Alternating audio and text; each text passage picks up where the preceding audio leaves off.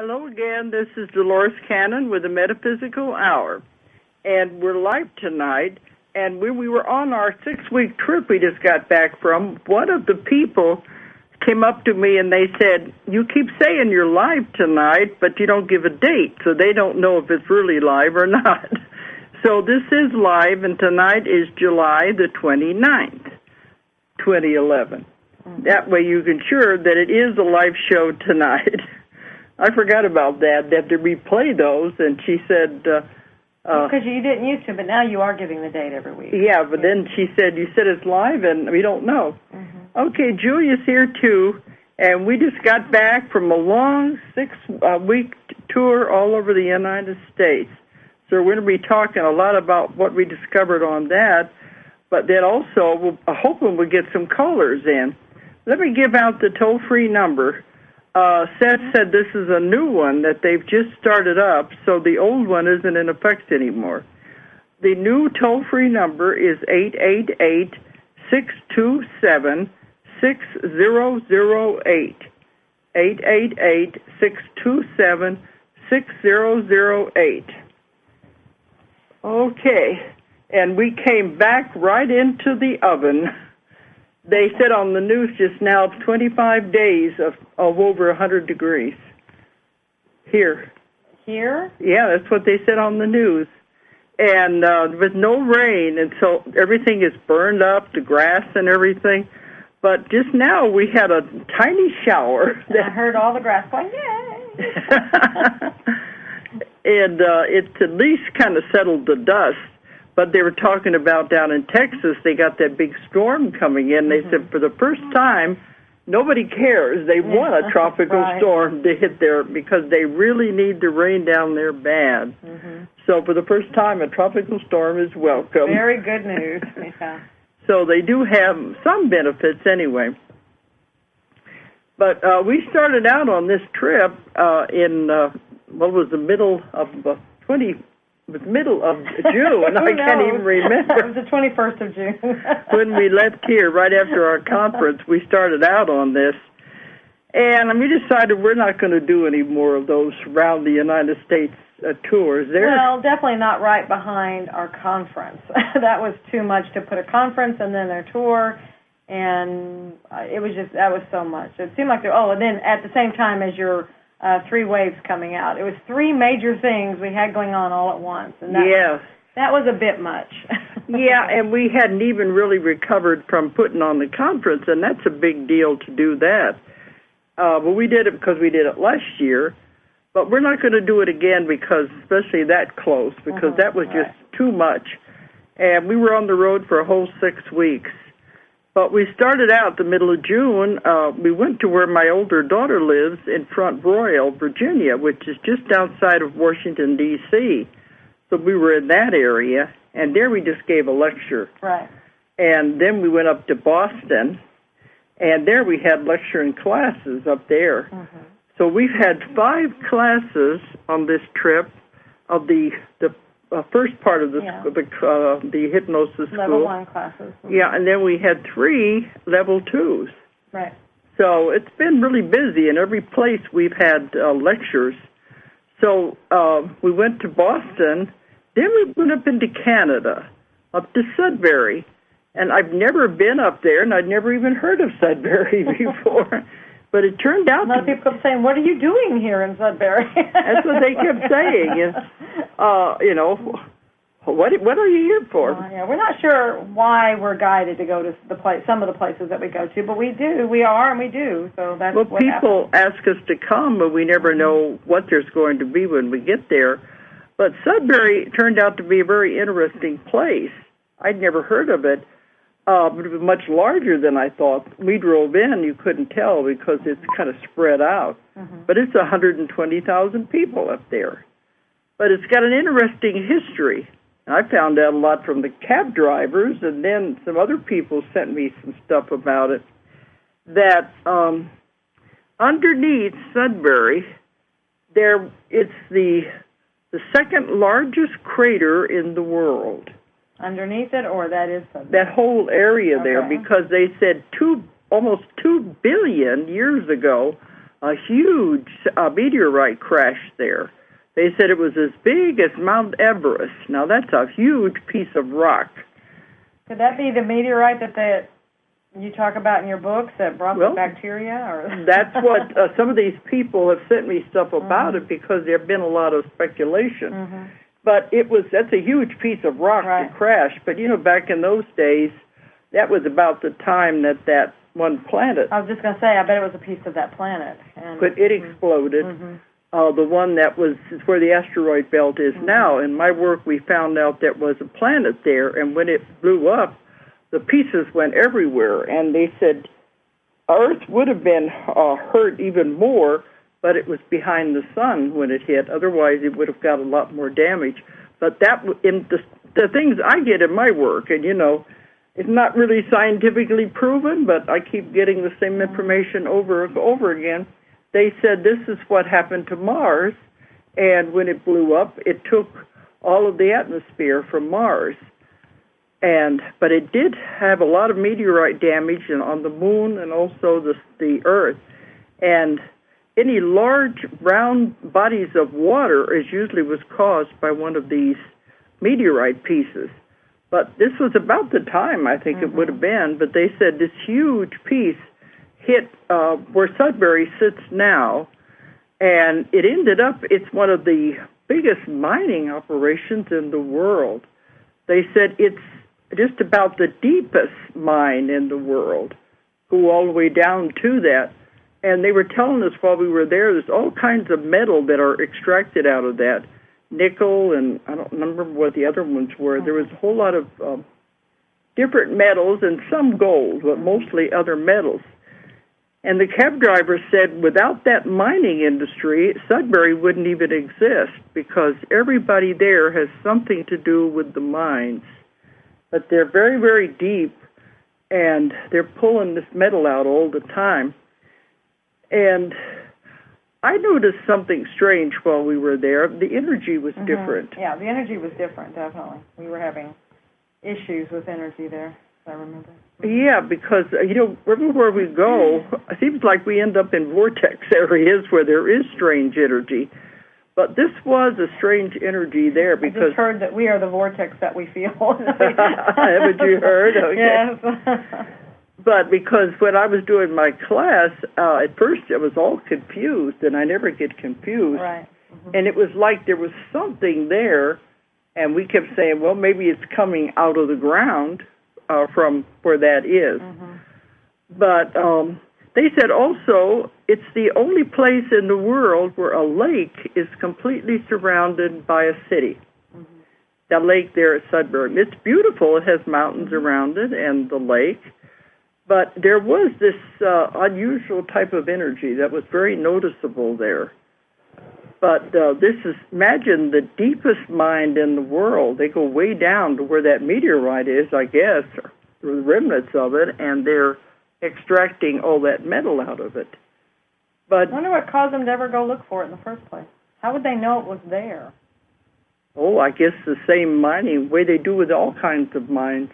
Yeah. I don't know. Most of the mines, like the gold mines out west, they would find in the water. Yeah, and then they know that there was something there. They trace it back to the mountains. I don't know. They didn't have metal detectors back in those early days. How do we know? That's what I'm thinking of. I mean, we're thinking, oh, they didn't have this and this, and it's like, who's to say they didn't? They had some way of detecting. Well, I don't know how they do mines at all, but this one is the deepest in the world and the second largest crater in the world, so it goes way beyond just where Sudbury is. They said some of the remnants that were broken off of the meteorite when it fell go all the way down into Michigan. Wow. So that's really over a long area, a big area. But something somebody else sent to me I didn't know about is down there underneath the ground, there is an observatory built down there, like a laboratory, an observatory. And it is, they said, 6,800 feet below the surface. So it's way down there in one of those mines. And it's called the Neutrino Observatory. And they said right now it's not operating, but for many years, the 90s into the beginning of the 2000s, they were monitoring the neutrinos from the sun. What's a neutrino? Oh, tiny, tiny things. Okay, so neutrinos from the sun. What they're monitoring? I don't understand what they're monitoring. Well, it said they were monitoring it to see the effects of the sun on the Earth. Mm-hmm. And that it started back in the 1960s, it says, was the first time they ever began measuring solar neutrinos reaching the Earth. And they were doing a lot of experiments, but then when they built this, it was really effective because it was so far down, 6,800 feet down into the ground, that it was away from solar radiations. So solar neutrinos are like tiny particles, solar particles or something? Yeah, and it affects the Earth. Okay. They keep talking about how the Earth is... and they're talking about the solar flares. Yeah, but this is particles that come off of it and reach the Earth. Okay. And I think they're always trying to see the effects on people and on Earth altogether. Uh-huh. I'm not a scientist. I only have the papers here that people send us. But it was a detector. It said it was designed to detect solar neutrinos. And what they did, they have a whole laboratory built down there, 6,800 feet. And they built this huge, let me see, it says here, the largest man-made underground cavity in the world. And then they put this huge thing of heavy water. And all I know with heavy water is that it used to have something to do with the atomic bomb and radiation and atomic. That's probably what we're feeling. But it's down there, and it's huge, and the laboratory would send these, if you can correct me, anybody out there, send it into this tank of heavy water so it could be neutralized and analyzed that way. Mm-hmm. And it was away from any other background radiation. That's why it's so deep. And it's the deepest in the world where that mine is down there. And it's the largest man-made underground cavity in the world that houses this whole detector. So I think that's interesting. But they said they'd done tons of research with the neutrinos that came off the sun, and that now they say they've shut it down, and now they're doing analyzing. But there's still a laboratory down there that's working on a lot of this other things. Mm-hmm. So they shut down the observatory part, but they're still analyzing. So that means they're still open. That's what I would think. But, that could be. We didn't realize that. It's right underneath us, even though it is all that way down into the ground. It doesn't matter. Maybe that's what we were feeling. I think so. Because it was like, especially you, I don't remember what I was feeling so much, but you were getting, it was confusing you. It was like doing something. Yeah, it was okay in the lecture, but then I started my class, and I usually just do it by remote control. I've done it so much. Right. And I got confused, and I said, this is really unusual. I said, I can feel some kind of energy that's getting my thoughts confused. Mm-hmm. And I think the people in the class could feel it, too. I think so. I think there was like one or two times when I was up in that front part. It had to do with being right there. Right in the front of the room. Usually I'm in the back of the room. Being in that front part, it was like a thought would just leave. It was that kind of thing. It would just be gone. It was like you're working, and it was just gone. That's what I mean by confusion, because normally I'm just like you press the tape recorder and all comes out. And, you would think of something, and then you couldn't get it back. Right. But the others in the room said they could feel energy, but a lot of them live there. They're probably used to it. Right. I wonder how that kind of radiation would affect people and live right on top of it. I don't know. Of course, they say it's shut down, but, there's a lot of things in America. That they say. Yeah. I've had a lot of experience with that they say the government says these things aren't operating anymore, and then we find out they are. Well, that's what I meant by it may not be observing, but it's still open because it's analyzing. So that means it's still, there's still stuff going on. Yeah. That could be all it takes. Just because they're not observing doesn't mean nothing's happening. Because imagine the laboratories that are going to study something that tiny. Mm-hmm. And So there's a lot of experimental stuff going on. And they did say this may have something to do with the collider experiment, too. Hmm. And, we studied that when I was writing my book about the three waves. Yeah. The collider experiment, where that's also the largest tunnel in the world, where they're building that. This is the largest underground cavity. Everything is the largest. The largest. Well, eventually they're going to tap into these underground cities that are up in there if they keep going down far enough. My goodness. Yeah, because we know they're down there. I heard they already know about them. They've already done it. They probably already I would think so, because they have to, because they keep going. How far can we go? Because they said, that's all of this is in the crust of the earth, and you can only go so many miles, and then you're going to get into the underground cities.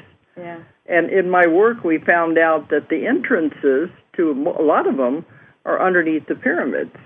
And the entrances to the underground cities were built before the pyramids were. And then a lot of the survivors of Atlantis went down there. And I don't remember which book of mine we have about that, but they said that there is like a miniature sun. Yeah. Right. And they have daylight. It'd be like 24 hours of daylight. But that was put down there by the ETs. And it has water, it has cities, and it has dinosaurs, it has all kinds of animals. And they said their computer system is way, way beyond anything we could even imagine. It's so advanced. And they have transportation. They can go up to 3,000 miles an hour. So they can get from one part to the other real fast. But because they're not involved in war and all these other things, they've had a lot of time to really develop their technology, and that they have highly technical computer systems, not at all like ours. But I think I remember if that's in book 2. It's in one of them. It's in one of them. It's 1 or 2. About the hidden cities. Yeah. But there's a whole civilization, and they said they have no desire to mix with us at all. I don't blame them. They're quite peaceful down there. And when I first began getting this information, it reminded me, those of you who been in metaphysics for a long time, as long as I have, you remember about Admiral Byrd, whenever he was exploring on the North Pole, and that he discovered the entrance to an underground city. And he was reporting about that.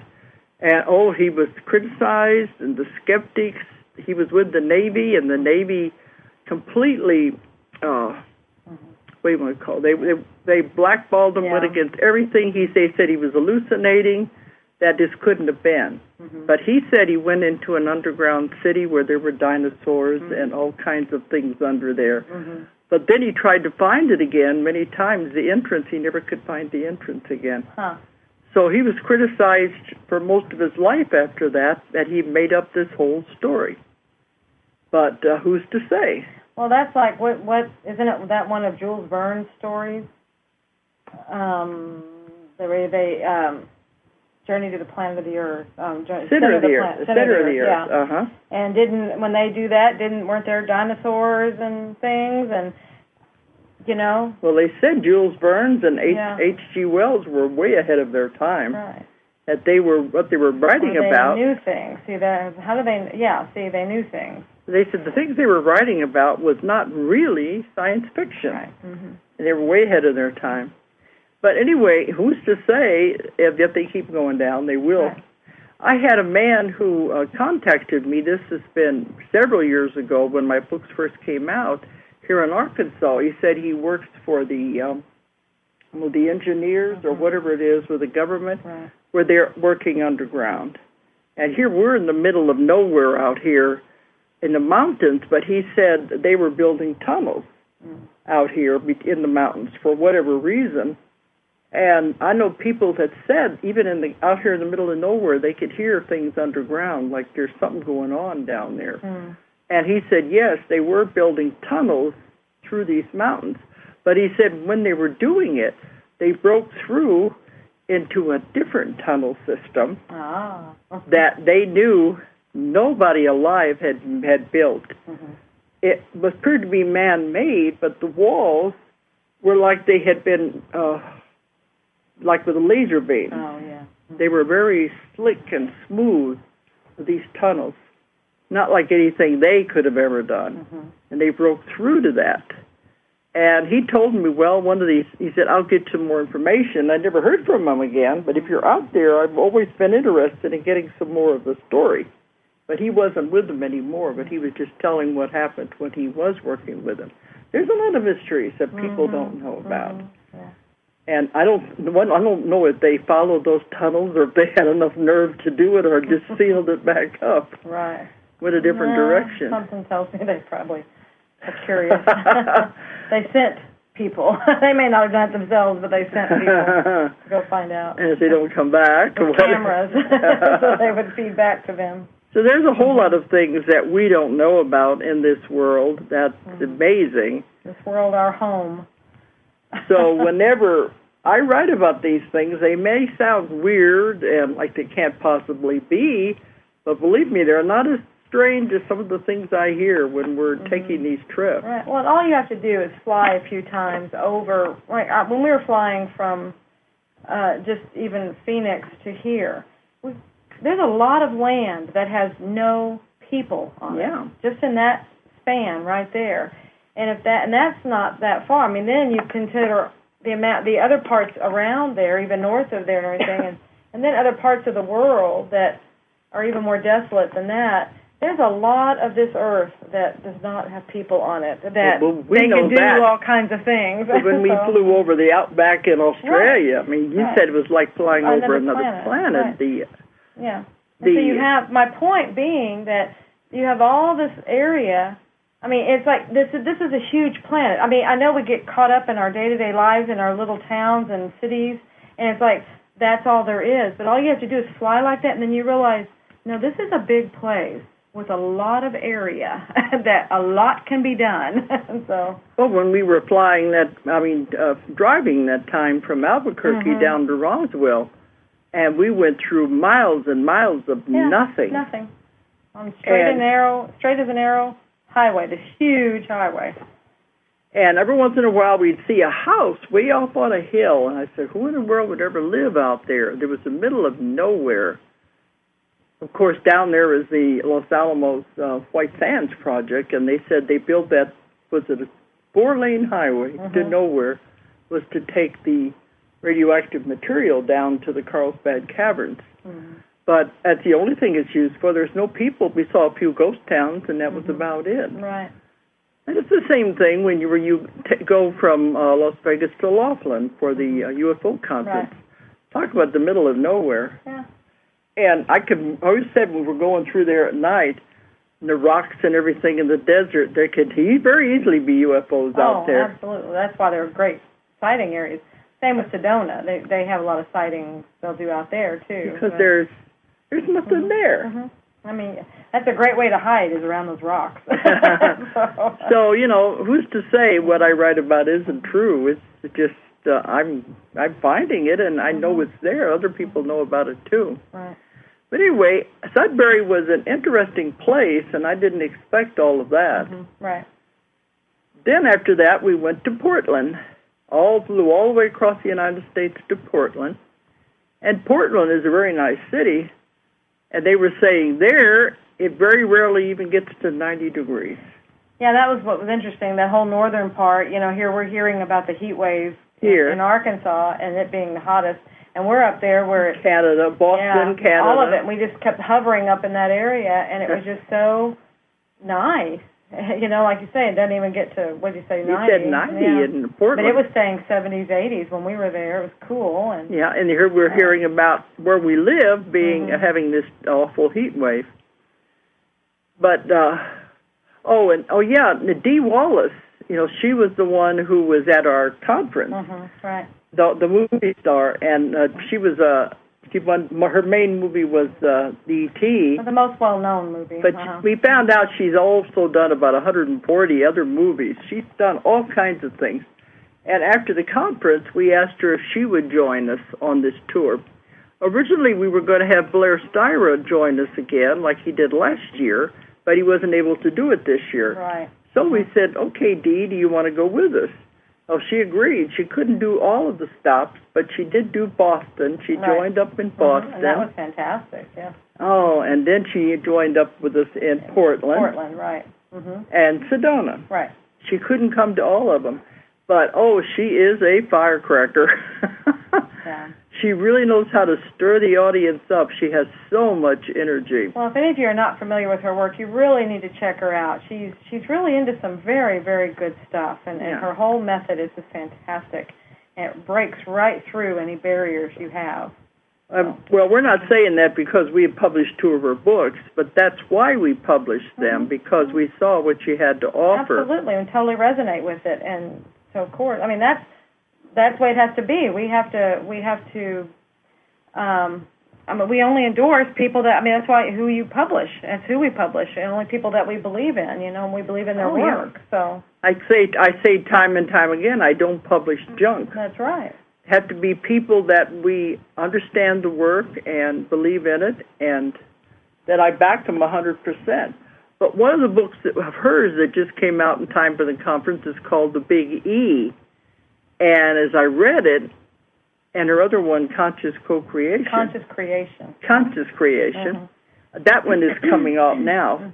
I found out she just has a different name for the same thing that I'm working with. Right. What I call in my work the subconscious, or my students are calling it the superconscious, or the SC. Right. But this is the power that I work with and get my information from.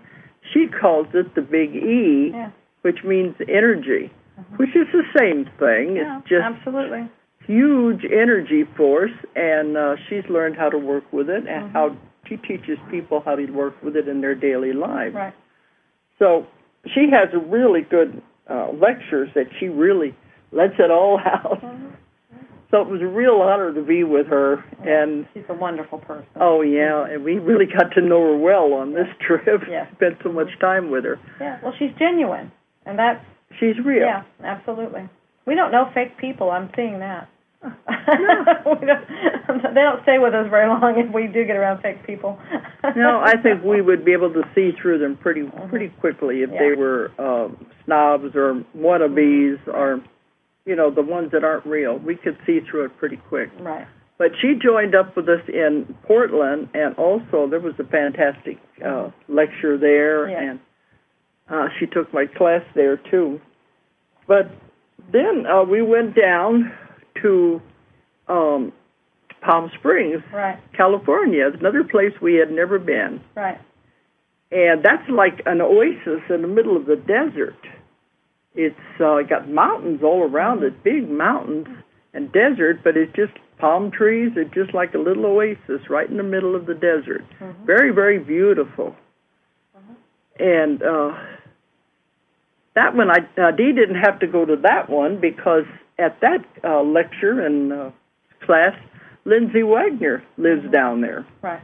So she came and was couldn't do her entire presentation. Right. But she did the introduction, and she was working with us down there. Yeah, she did a meditation, so that was really nice. She does what she called a Nietzsche or something. Diksha. A Diksha. No, Diksha. Diksha. Yes, it's an Indian, something she got from India. And the oneness blessing. And she usually does that, but she said if she had done that before I did my lecture, everybody would have been asleep. Well, they would, because they have to process for 30 minutes after they do that. So then they'd be processing that and then come back up to process your information. And it would be a really long evening. It's like a long meditation. It puts them down, and then I'd have to bring them back up again. So she decided she wouldn't do that at ours because we didn't want that to happen. So it was really nice to meet up with her again because she was at our conference last year. And right after we got back home, I saw her on Sci-Fi Channel with the Warehouse 13. And so she's doing a lot of TV. And Lindsay is a fantastic person also. Yeah, absolutely. You got to meet her son, and that's like I said, we only go with genuine people, real people. No robots for us. No. But I want Julie to tell you one of the biggest things that happened to her in Palm Springs. Which those About Byrd. Yeah.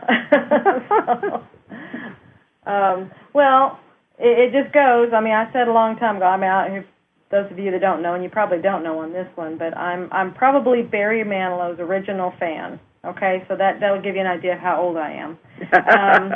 But I was probably one of the first ones. I saw his potential on the very first thing that I heard and stuff, and so I've been his fan ever since. I'm not one of these fans that go all around hopping to different people and stuff. I waited until the right one came along. It was him, and I've stuck with him ever since. Okay. And anybody who knows me can tell you that. Anyway. So, and it's been several years ago now. It just came to me. It was very strong, and I heard I would meet him someday. And I was just like, okay, I'm going to meet him someday. And I was just so I just put it out there. Yeah, pie in the sky. Right, absolutely, absolutely. We've seen him in concerts, yes, but anyway, and I just always like, yeah, how's that going to happen? And then so I just kind of that's it. Anyway, so this trip, it was a huge step closer, step closer to that whatever. The reality you're trying to create. Well, and it's not that I'm trying to create it. I just put it out there. Hey, you did it, so why can't I? You know. Sure. So I mean, it's just out there. If it happens, fantastic. Okay. So anyway, I don't. We found out that he lives there. Yeah. Well, I had heard that he lived there before, but he has his shows that he does in Las Vegas, and so I just knew that he lived there.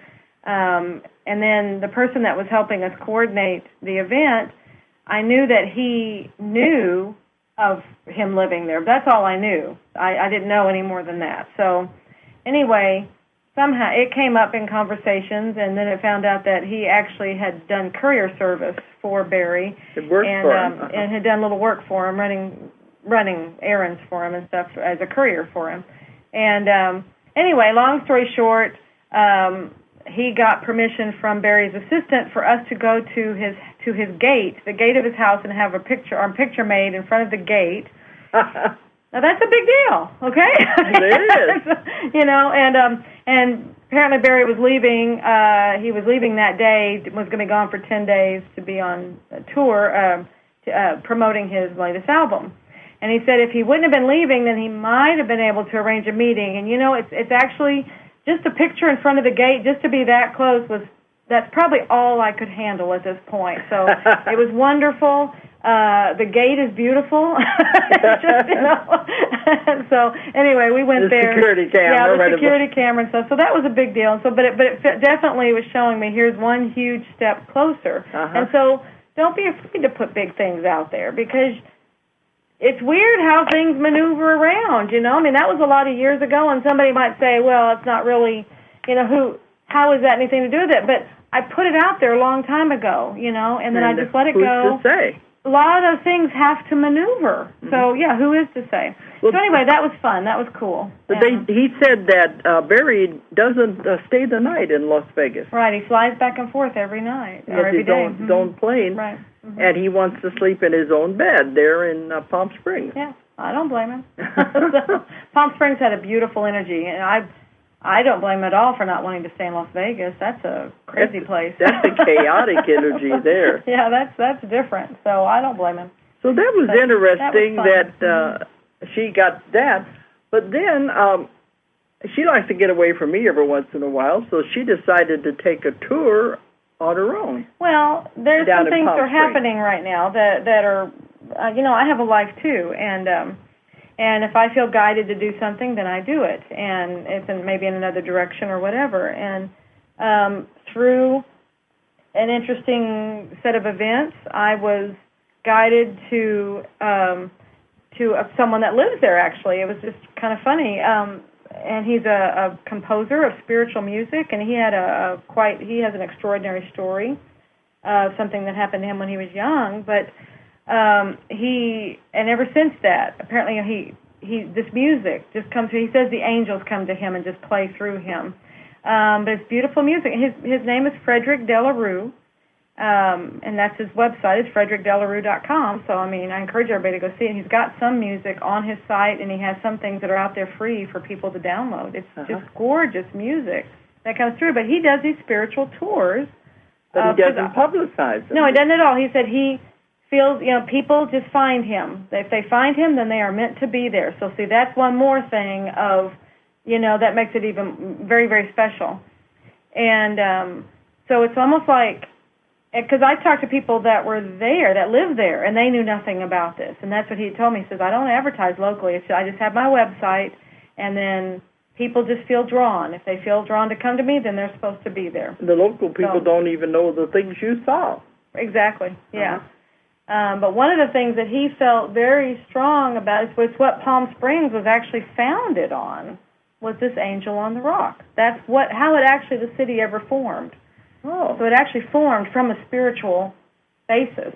And because when they were coming across, this is my understanding of his story, when they were coming across the desert, to go to probably Los Angeles, to get to the ocean, to get to California. Right, they were going across these mountains, and all of a sudden, this one man, he saw the angel. He's like, he stopped everybody, the angel, and so they all had to stop and just stay there, and and whatever for a while and stuff. And so little by little, that's what happened. Is that it was the angel. Everybody came there for the angel, and so that's how the city was formed.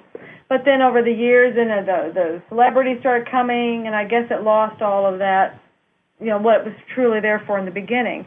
So that's where he was drawn there 10 years ago to bring people's awareness of the angel and the whole purpose of Tell them what it looks like. It looks like an angel. It's an angel on a rock. It's the side of the mountain. It's actually an angel. It's carved in there. He said it was not done by man. It's just there, and it's not like it's something. He just says it's not done by anybody from here. What that means, I couldn't see it close enough to see if it was a natural formation, but it didn't look like it. It actually looked like a carving in the side of a mountain. Yeah, but that long ago, who would have carved it that long ago? Exactly, and that's what he's saying. It's not done by man, or at least not by our current civilizations or something. Did it have wings or what? Had wings, had the whole bit. It had the wings spread out. See, they followed the lay of the mountain, and then it had the body in the middle. But to me, when I was looking at, because that's what he does, he'll bring people there and just says, do you get any messages? What is it telling you? And, I wish I could say, it was this big spiritual awakening or something, but it wasn't. I was just getting that it was pointing away. I was getting something different than what he gets from it, because he feels like it's looking across from it over to this. I can't remember where he said it was looking to, but what I got from it is that it was pointing out into the sky. Okay. And so it was pointing over this other direction, because that's the direction its head was, and it made you look up into the sky. So that's what I got. Now, the other thing was over to the left of it, and this took a little bit to see it. The angel was very clear. It jumps out at you. But over to the left, on the side of this other mountain, is the profile of Jesus. Well, let me put it this way. It's a profile of a bearded man. He feels it's Jesus. But it's definitely a bearded man. And again, he sees it as looking at something almost the same direction that this angel is looking. So whatever is that, this is a message. Is it carved or is it outcropping of rock? It's actually an outcropping of rock. Okay, it's not carved. The other thing with the angel that I forgot to mention was he said the message of the angel was that when she begins to fade, that's when people need to get to higher ground, because that is when there's water is coming to Palm Springs and you need to get to higher ground. And that's desert. Yeah. Absolutely. It's like that's when, it's like when you see me fade, get higher ground. And that's why, to me, maybe that's why she's pointing up. It's just the thing, she's pointing up. So I said she's pointing to the top of this other mountain was part of it, so which was the highest one.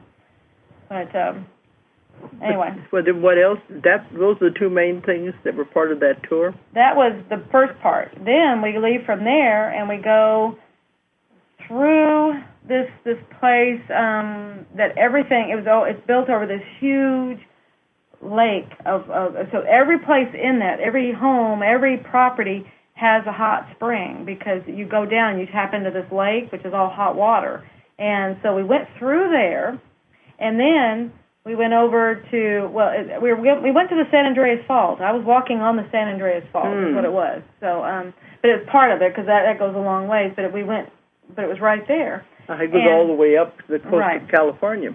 Right, and there's these two oases that were there from, and it was really interesting to learn how this happened, is because that fault, again, here's that water, the fault moves and water comes up through the fault.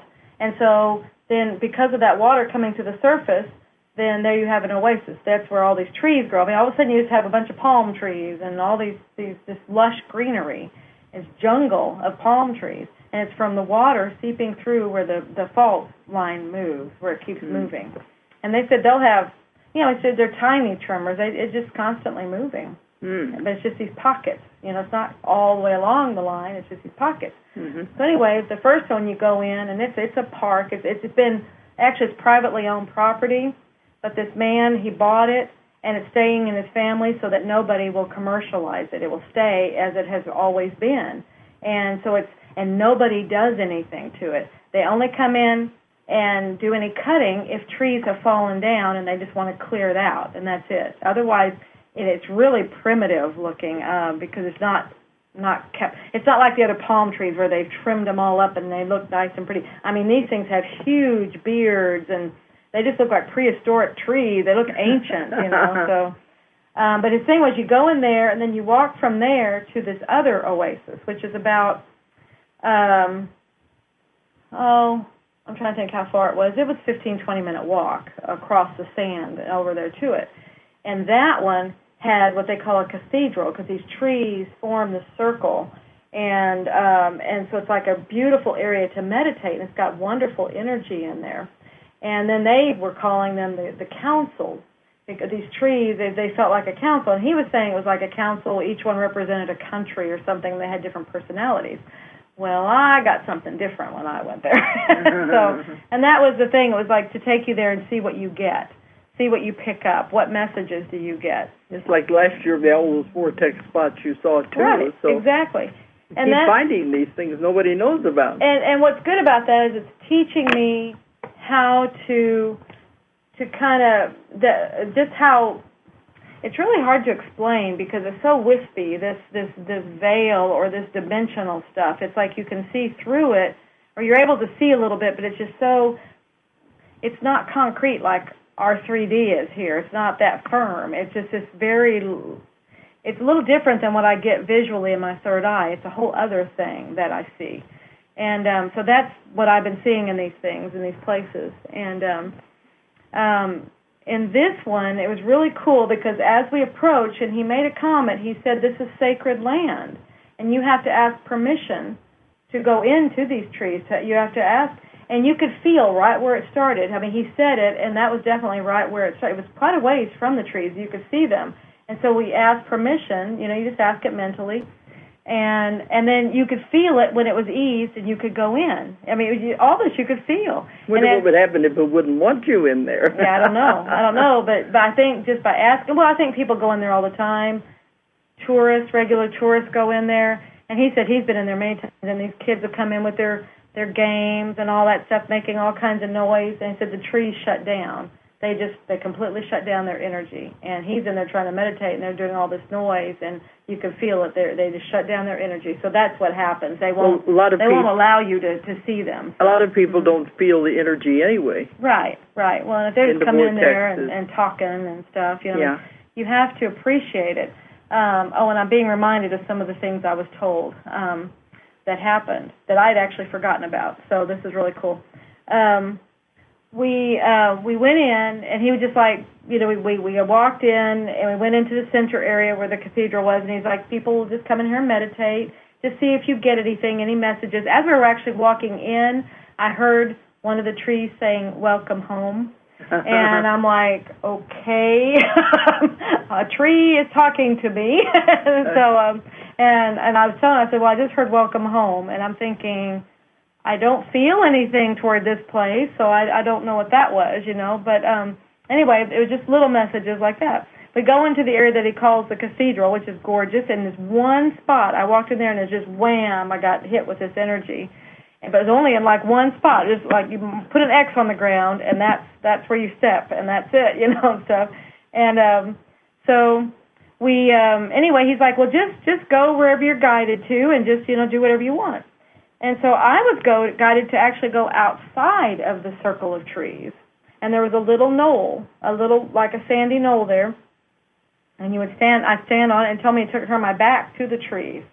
And when I did, it felt like the council of beings that I have felt when I had a session. It was beings that were behind me that are them that talks to me, okay? And then I was hearing council of 9. And I looked around, and I thought, well, there's more than 9 trees here, but there are a lot of trees, which is really cool, is these trees would hold hands. I've never seen anything like this. Their limbs, the palms, whatever they call. When they come down and they are drying out, they actually interlace with the ones from the tree next to them. It looks like they're holding hands. And then they do this all the way down, and then they are combined. It's like they have merged. You could see families. Oh, goodness. So I'm feeling them right now. You could see the families. There was like a mother and a father, and then they had a little baby in between and among them. Or you could see a little baby palm tree right in the middle of them, and they were protecting. The other ones, it was like a community, and they were all protecting this little baby that was coming up. It was just wild things like that.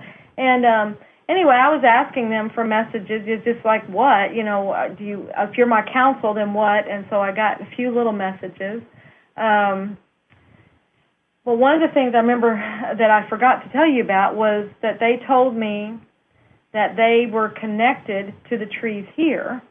And so all I have to do is, see, that's what they were trying to tell me was, this is why you are in the woods where you live, is because it's the same thing. It's the trees. And they were connected to the trees here, so all I had to do was get close to the trees, and I can be right back in connection with them. Yeah, this is in one of my books. They talking about how the trees talk to each other because they're a group soul. It don't matter, all the trees in the world communicate with each other. Absolutely. Because they're a group soul. Yeah. And then when I was telling Frederick some of the message I was getting about them being a council and everything, then I heard them laughing. They said, we just look like trees. And I'm like, oh, my God, what am I in right now? You know, it was just this weird, you know, I mean, and then, but to anybody else, if you were just walking through there, you're walking through a group of trees. But it was just this other thing that we really, really, really need to be open to. I mean, otherwise, okay, this is my imagination. But what if it's not? I was hearing stuff, and I feel like this is the beginning of stepping into this other realm of what's there. You know, it's a matter of looking beyond what your eyes want to see. Yeah. And trusting it. Just trust it. This is part of the veil thinning. Absolutely. And to raise the consciousness, and as we're moving upward anyway. Absolutely. Becoming more and more aware of these things. Just be open to anything. It may not look like what you thought it was going to look like, and that definitely was not what I was thinking anything would be, but it was just be open to it, and then accept it. Allow it and accept it, and who knows what will happen. Well, you were really lucky because you were the only one. Yeah, it was a private tour, and then we were the only ones out there because it was in the middle of the summer. He said he's in the middle of the winter. It's really populated, but here it was hot. Nobody else was there. It was fantastic. It was fantastic. You want to tell his name again in case anybody wants to go there? It'd be an interesting tour. Right. Little known place. Absolutely. Frederick Delaroux, Delaru. And FR, it's French. He's from France, so it's the French spelling of Frederick. But Frederick Delaroux, a fantastic man. He's so sincere and very humble. You know, he's out there. He says this is his mission, is to bring people here, to help people to make this connection, and mainly it's to get people to understand the angel on the rock, you know. So, but it's just a wonderful and you experience. Said the people who lived there didn't even know anything about these Absolutely. things. And he composes. He says it's not him composing it, but it's the most beautiful music. Well, we know gorgeous, that it comes from the creative part of your mind. Right. Nobody knows where anything. Right.